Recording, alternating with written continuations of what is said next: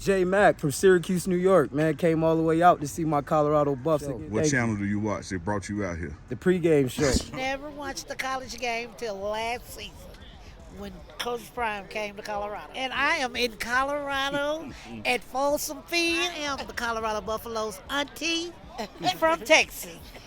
Sweet treat.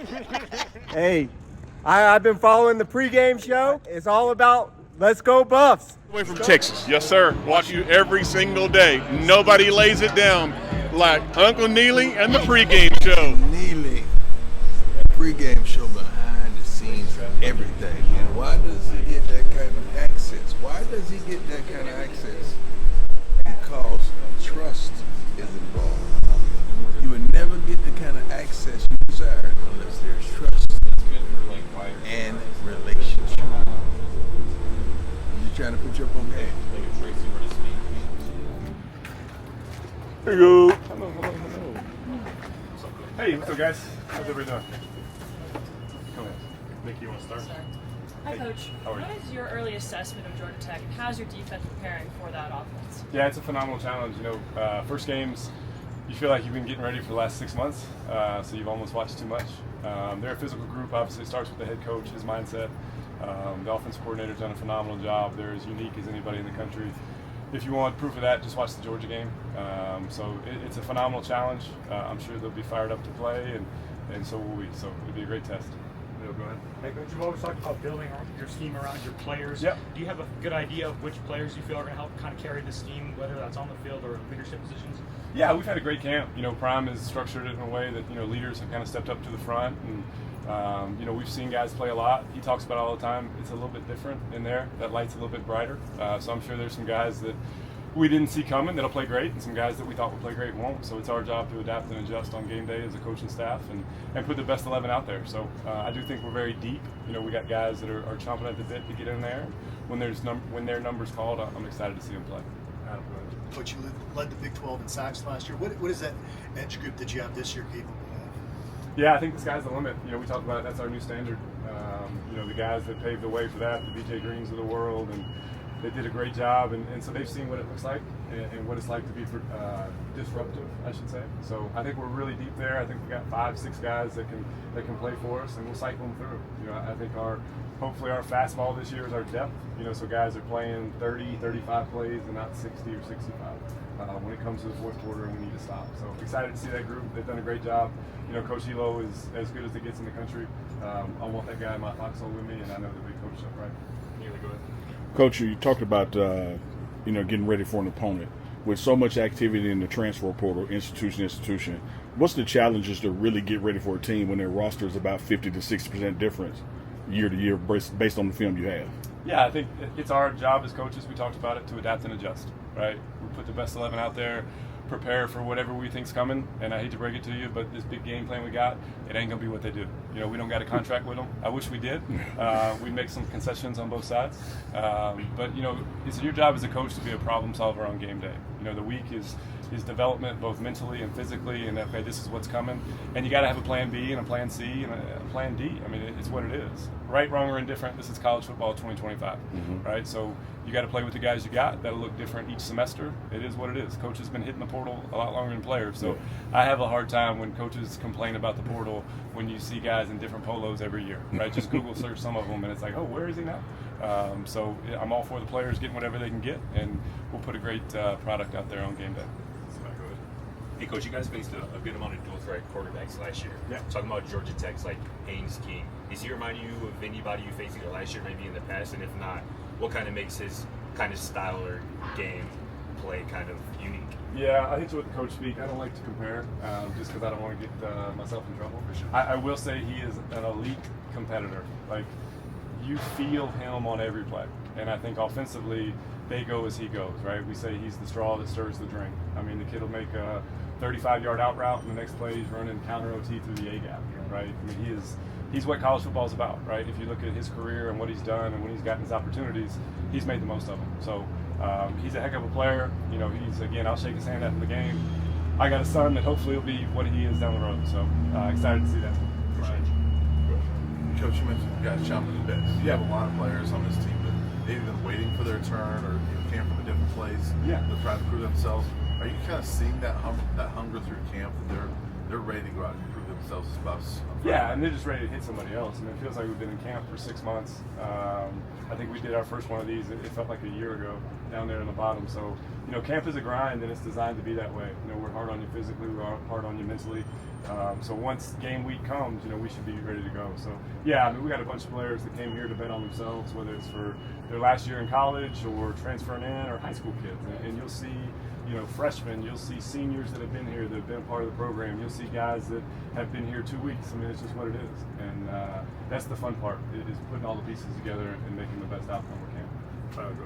Coach, you mentioned the depth you have up front on the D-line. At linebacker, it seems like there's a couple guys you could go with as well. What's the plan for that? Do you want a solid duo, or do you want to kind of let it play out over the first couple weeks as you still kind of let these guys get some game experience? Yeah, I mean, you always go with a hot hand. We'll obviously have 2 starters that can go out there. And then after that, I feel good about really 4, 5, 6 of them, right? And it is what it is. Part of that is game plan. Part of that is, okay, hey, we're in this package, we got to stop these plays. And then part of that is, okay, hey, the dude's balling, right? So let's keep him out there. So there's a fine line. Obviously, you have a plan and kind of a pitch count going in, but let's not get in the way either if we got a good thing going. So I'm excited to see that group. They've done a great job. Obviously, they come in all shapes and sizes there. All kind of, some have been here. I mean, JB's been here the whole time since Prime got here. Other guys transferred in. So excited to see it. They put a lot of hard work, so they deserve the fruits of their labor. Coach, a couple of times throughout this fall camp, coaches challenged you to kind of shake up the safety room or the secondary, just to develop some leadership there. How have you guys responded to that? Yeah, I mean, I think competition brings out the best in everybody, coaches, players, everything. So it's been a constant movement there. Carter Stoutmeier's done a great job. Ben Finis's done a good job. Tawfiq Byer's done a good job. Mr. Love's come in, obviously transferred, done a good job. Slaughter's done a good job. So I think if I list them all, then hopefully we'll keep them guessing. But I really do feel good about that room. I see the game from that room. I'm the hardest on that room because, again, that's candidly why I'm sitting here. So it's been fun to kind of, have those late night camp meetings and, what are you seeing? And that's what camp's about, right? It's one thing to just call a play because it's in your playbook. It's another thing to call a play because the strong safety will see it this way or he doesn't like that. And while we're not as much as like the quarterbacks doesn't like plays, so we don't run it, we try to do the best to make our guys successful. Jack, go ahead. How important will your defensive ends and linebackers be in containing a dual threat quarterback and a solid running back too? It'll take everybody. We talk about all the time, the reason that we love defense is it takes all 11 guys. You can have 10 guys do their job. Somebody messes up and it's going 70 yards and I'm getting booed out of the stadium, right? So it takes all 11. I'm excited to see that. Each play will be a little bit different, who has maybe the pressure point, and just do enough to try to keep them guessing. But yeah, they put in the work. I mean, the football guys should bless them. I can't say enough about this staff. We've got a bunch of great men that come to work every day, and it's not about them, it's about the players. So I think we're all ready for the first game.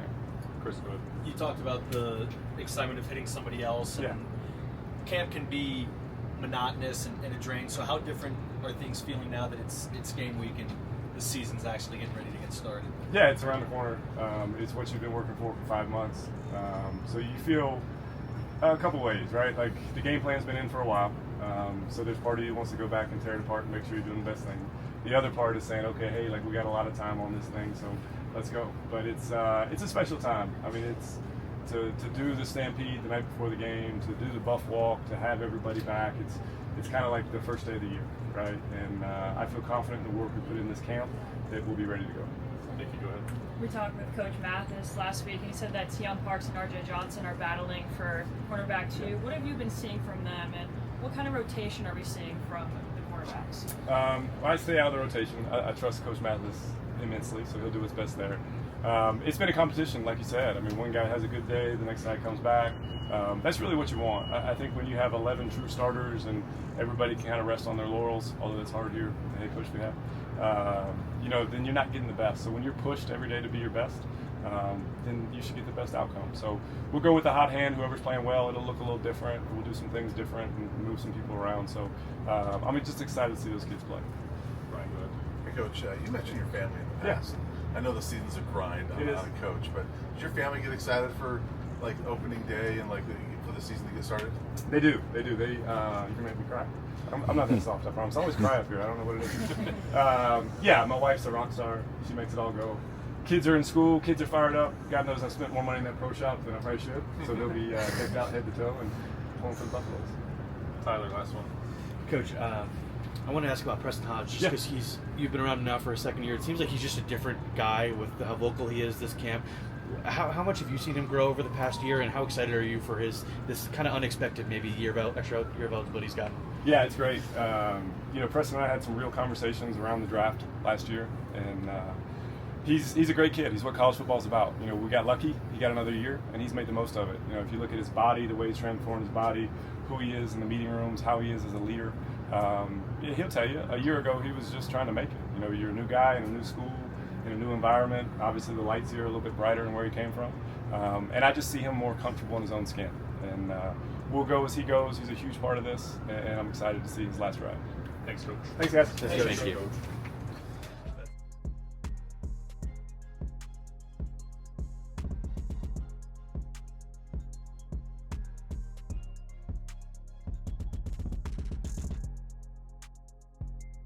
Where y'all from? We up from Miami, Florida. All the way from Miami. All the way from Miami. Appreciate y'all coming, man. Hey, man, we love what you guys are doing, man. We want to support you in every way.